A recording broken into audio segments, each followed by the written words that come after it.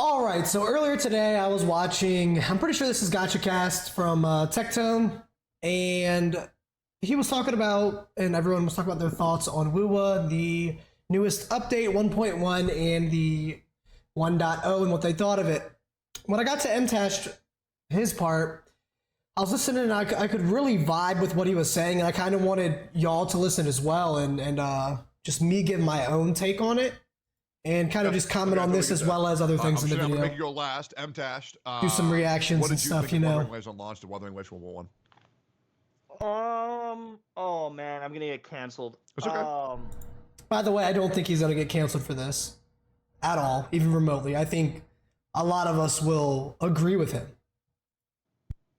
I think it's like fine. I think it's a fine game, and I think it's just like me being jaded about all gacha games and like requiring every single day to log in if you truly want to progress. And yes, annoying. But let me let him keep talking. I don't know, like it's definitely a fun game and it's a good game, and I would recommend everyone try it.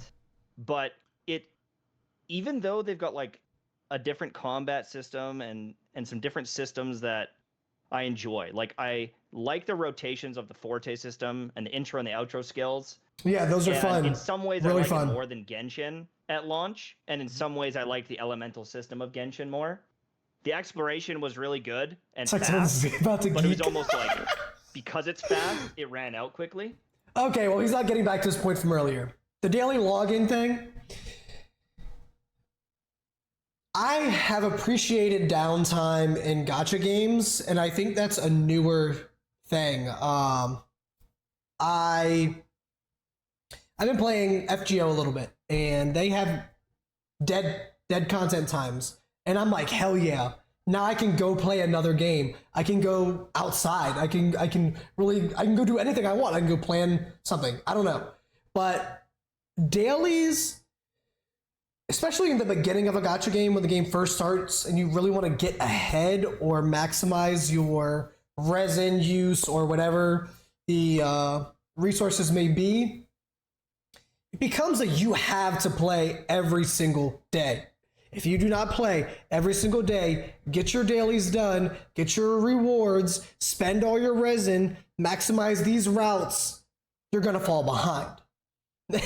And with me, if I'm falling behind, I'm like, fuck, man, what's the point of me even playing again? Because I'm just gonna be so far behind everyone. It's gonna take me 3 times as long to catch up. And that's one reason why I, in particular, strayed away from WUWA. I was super excited. I still am super excited. Seeing Jinxi come out and her nukes and everything that she can do, I'm getting hyped again.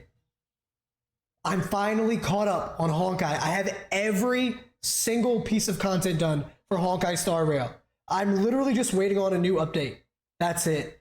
I have time to do something else. Now the thing with Honkai is I can get on there, like Box 2 was saying earlier in the video, you can just get on, do your dailies, click a button, and it'll auto for you. You can not be 100% engaged like you have to be for WUWA.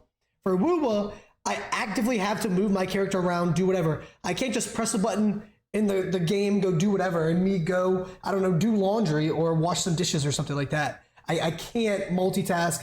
I can't go do anything else. I have to be 100% engaged. And I know people are like, well, you're playing a game. Why wouldn't you want to be engaged? Because daily quests and farming, that shit is boring. In my opinion, it is boring as fuck. The first time I quit HSR was because I had to relic farm for Blade so much that I just got so bored with everything. I was like, wow, this shit is just boring. I spent so much Trailblaze, and I don't even think he's perfect, but I still haven't rebuilt him, but I don't even care. I go for like whatever relics nowadays. I try to get them kind of perfect for a Firefly. That's because I just wanted to have 250% break effect, but that's a tangent. All right, let's keep listening to what MTash is saying, and hopefully we'll bring up some more points. I feel like these gacha games being live service and like 1.1, 1.2, like they keep updating and progressing. They want your dedication and your attention like Yes. an MMO, but you can only play for 8 minutes a day. And I fucking hate it. I'm Yeah. so sick of it. I'm so sick of it. Of like, if I take a week off, I'm a week of progression behind. Here it not, is. It's not 8 minutes of Facts. Facts. Facts. a day of progression. It's weeks of progression because you're not using your energy and you're not logging in and doing your Yep. dailies. And like, I'm just so sick of that feeling. Yeah. And so Because when you feel pressured to play, it makes you almost not want to do it. It's like reverse psychology in some sense. It's like, we're going to make you play our game. And you're like, whoa, bro. I don't know about all that. I don't know if I even want to anymore. So the way I'm playing it is like, once I've beaten it, I've beaten it. I'm done. And I think that's an extremely good way to approach this, or to approach games. I apologize for constantly mashing this up and pausing, but it adds to, or it lessens the stress on the individual when playing. Right now, when I do honkai, I'm kind of just logging in, doing my dailies because I can hit auto. I don't need to be fully engaged like Wuwa. Honkai is turn-based. Not much shit can go on right there. With Wuwa, there's a lot of open world skill and stuff. They can't just run around the map for you. With Honkai, I can just go into farming, go into a relic, go into some mats, click 6 rounds, redo, auto, boom, I'm good. Done the content that they have available, I'm going to move on and I'm just not going to play. And I was really satisfied with 1.1, but I already feel like done with it. I did the quest and I fought the boss, like the... Okay, spoilers, of course, for Wuwa 1.1, if you don't know already. But I'm also, I want to play Wuwa so bad. I'm really thinking about trying to get back into it. Now that I'm caught up with Honkai, I think I have the bandwidth to really get into it. I really felt pressured and like I was making subpar content and I just wasn't able to give people around me the attention that they needed. And I was just stuck on my computer. And I didn't really like that. Was it Crownless? Yep. Whatever. Zue? I fought the Crownless on the Oh, hardest God. difficulty I could. I beat it at level like 90, I want to say. And now I'm like, okay, I beat it. I'm done. And I'm not going to find every chest and explore because it's just not engaging. That's one thing I do enjoy. I will disagree on that one. And Tectone says later in the video that he actually enjoys getting lost in the world and just exploring. And that's something that I was saying in my original Wuwa vids. I loved going to do a quest, and then an hour and a half later, I'd be like, holy shit, what happened? It was like a flashbang hit me, and I was like, whoa, I'm on the other side of the map. I found like 87 chests, and I've climbed like 4 super extremely tall world-ending mountains and found some awesome enemies and some cool gear. That aspect I do enjoy. It is rewarding.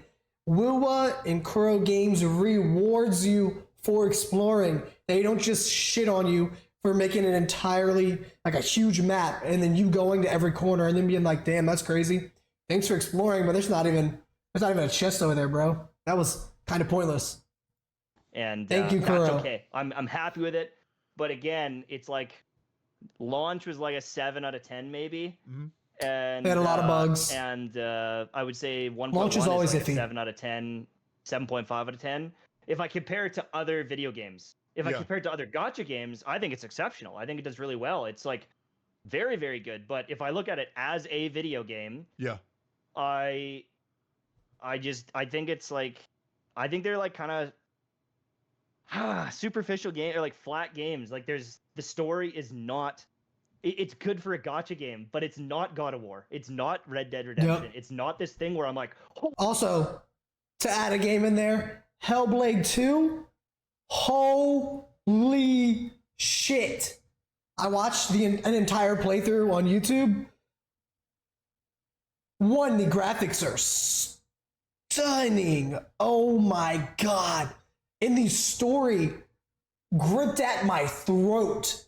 It was like the Itachi Sasuke meme. It had me on the fucking wall. I couldn't look away from my TV. I had to go to sleep. I was like, oh my god, it's 3 a.m. and I still have this playthrough on. Like, I have to go to sleep, but I can't do it. But that's a blockbuster game. Gacha games are just made to steal your fucking money. They're there to turn a profit. Of course, to have fun as well and to beat others. But if you're looking for something better than that, Gacha might not be the avenue. Like, what a crazy story. I'm not engaged the way I have been in some animes that I've watched. Like, here's what I said the other day, is like, when I watched Attack on Titan, and I know maybe I'm a normie or whatever that has only watched like some of these meta ones, but when I was jumping into the world of Attack on Titan, I was almost instantly going, what the fuck? Like, they're in these walls, there's these crazy titans. I was so engaged in this world. I've never felt that in Genshin. I've never felt that in Wuthering Waves. I've never been like, I want to learn more about the story now. I need to binge this story. I've never felt that at all. And so, you know, when I look at that, it's like, it's hard to take the story and be like, oh, it's a 10 out of 10. It's not. It's like a 5 out of 10. It's like a 6 out of 10 at best. And with Will, I'm gonna be honest, there's so much talking. I know story building and everything.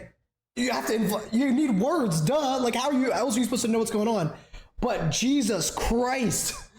Sometimes there is too much and I just can't. I'm like, I want to play the game, and I have gotten a lot better at being patient. With Honkai, the newest update, I watched every cutscene. I listened to every piece of dialogue. I might have read some of them myself while they were talking and then clicked the button to skip to the next piece, but I read it. I didn't just button mash my way through just to get to the gameplay. Character development, I'm improving. But yeah, holy shit, sometimes it's just a snooze fest. The exploration is like good, but it's, I don't know. I'm When not my like chat- mind blown. Hey, if you When played my chat asked me about the story, I told them 2 different answers. I said for a gacha game, this is like a 9 out of 10. I said, but for if we're putting all games, And in I wanna play perspective, it. it's I'm gonna like a play it 6 out soon. of 10. absolutely, Yeah. I agree. Absolutely. Yeah. When I guess you build your entire channel around like this one game, like you're kind of like expected to stream it, and you know, streaming anything else is kind of like, you know, pretty big viewer fall off, especially I feel like in gacha games where Okay, so here's what I want yeah. you to think about. Okay, so this is the big thing that content creators. Okay, so up here, this is something else I wanted to talk about.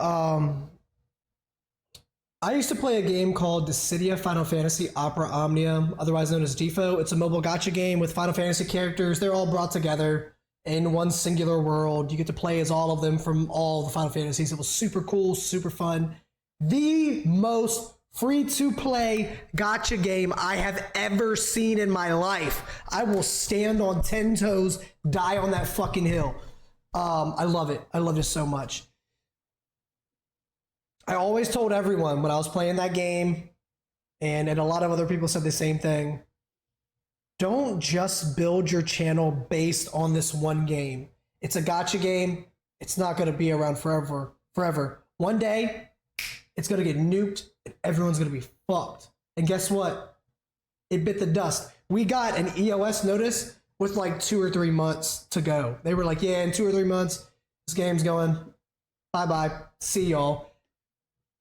A lot of my cohorts and people that I worked with on the game or just knew and talked to, some of them don't even make content anymore.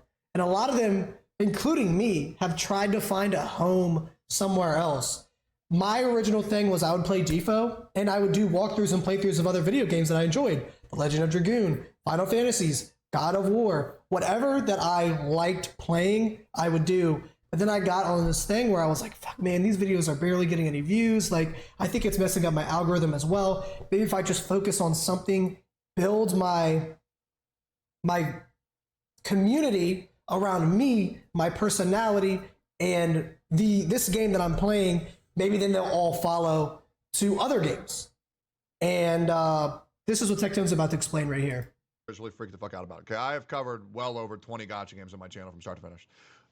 And I think this is extremely sound advice and it's really well articulated in my opinion. Horizontal growth and then there's vertical growth, right? So horizontal and then vertical. Okay, vertical will be whatever your main game is. Yes. And me, even me right now, I'm focused on vertical because I'm trying to find a new home. I'm trying to plug honkai in as a substitute for all the playthroughs that I used to do because I stopped doing playthroughs. They were getting no views. They were just destroying my algorithm. And once I can build an audience, I can bring them to everything else. But I know I'm just so small that it's going to be hard to get variety in there and have people follow to everything. But I think that this is what he's about to explain right now. Okay, And I am thinking incorrectly, I think, but there's also aspects that are correct in that, because if you do build a following from this, or at least get people to come for you, not the game, then you can bring them somewhere else. So that's what I'm trying to do half the time with my videos. You know, I'm trying to let my personality show and not cuss as much, which is going terribly in this video. Separated this shit from my mindset years ago. Okay, you don't want to think, oh, I get 2,000 viewers playing Honkai Star Rail, and then I only get 1,500 viewers playing Elden Ring, right? You got to think, oh fuck, I got 1,500 viewers for Elden Ring, and then the next time I streamed Elden Ring, I got 1,400 viewers. I played Honkai Star Rail got 2,000 viewers, and the next time I got 2.2. You need to have these as separate quantities, because the more that you grow vertically is great for your one game, but horizontal growth is so fucking important for the longevity of the content creator. Because if you don't grow... Absolutely. And that's what I was explaining earlier. A lot of my other friends and everyone who built their channels off of Defo, the Final Fantasy game, where'd their following go? They disappeared. They EOS just like the game. I know a lot of them did keep some, but I mean, with me, I kind of just, I've had a few people stay, mostly new. It's like 98% new people every single video. Every single video I do. It's like 98% or something like that. I check the analytics sometimes just to check it out and see what's going on. But if you're in this for the long run, horizontal growth, which is what Tectone is explaining, is the best way to go. Grow horizontally. The moment your vertical starts to shrink, you got nowhere to go. Yep. Right? You have nowhere to experienced it firsthand. The ceiling is going to close. It will over time, abso-fucking-lutely. And also, your enjoyment of that game is also going to shrink, abso-fucking-lutely. So, and that happened with Defo. After playing one game every single day for 5 years, I was just doing content to make a video on it, and then I got off. I was like, dude, this is a snooze fest. It was also because the mechanics became, I don't want to say stale, but they added a mechanic that just broke the game, and that's why I think it helped off with the EOS. But yeah. If you don't spread yourself out, then you will have nowhere to go once the ceiling. And by the way, my most watched video on the channel is a God of War Ragnarok walkthrough video. It's a walkthrough of an area with a side quest in it that you can't access yet. That's my most watched video. And I love doing playthroughs. I love doing walkthroughs. I just love commentating and experiencing a game with everyone for the first time, or maybe with my Legend of the Dragoon, 100% playthrough. That's my favorite game of all time. I know that game like the back of my hand, every nook and cranny, freckle, hair follicle, everything in it. So with those, I enjoy giving the information, but when I do it like that, I don't feel like I can add my personality because I'm being factual. I'm being matter of fact. I'm just trying to help you get the 100% all the trophies. I'm not trying to show my personality. But yeah, falls down. Spreading yourself and is have this ceiling go down to here. Maybe your other ceiling that you built up is now up here, and it gives you more routes to go. And gives you roots, gives you leeway. Maybe if you wanted to variety, you could stream the variety and then make specific YouTube vids from the stream. I don't know. I still haven't figured it out. It's just a lot more sustainable as a content creator. I know a lot of content creators say, oh, yeah, well, I don't make as much money playing these other games. Okay, you're thinking short term. You have to think long term. I don't want to do this for 1 year. I want to do this for 30 fucking years. Facts. So, Facts. Yeah. Damn, we need to talk about this more in depth, because I need that. Yeah, this is awesome. See, and all of us here, everyone in this, and then me reacting, we all want this to be our career for the rest of our lives. Like, this is something we love to do. So Yeah, Well, it's absolutely. perception versus perspective. Like Tectone said, if you're playing your main game for and you get 2,000 viewers watching, and then you play Elden Ring and you get 1,000 viewers watching you, what's your perception versus perspective going to be? Is it going to be, oh, I lost 1,000 viewers, or is it going to be, damn, 1,000 people still watching me and I'm not Yep. playing this game? That's Yep. pretty fucking. 1,000 cool, you know? viewers were What's still your there, perspective gonna and be I was on that? playing 'Cause something I know else. me, I get ecstatic. I was playing Elden Ring. I didn't tell my YouTube channel. I didn't tell Twitter. I didn't tell Twitch. I just fucking went live, and 400 people showed up, and I'm like, oh, this is fucking awesome. Yep. You know what I mean? Dope. So They're there for you, positivity, not Super man. dope. How much people are garnering as a foundation around your community when you play other games, and you just build off of that. And I think if there's anybody who's done a tremendous job in believing in themselves and taking that chance, it is this bald man down here, this good-looking bald man down there. Good looking.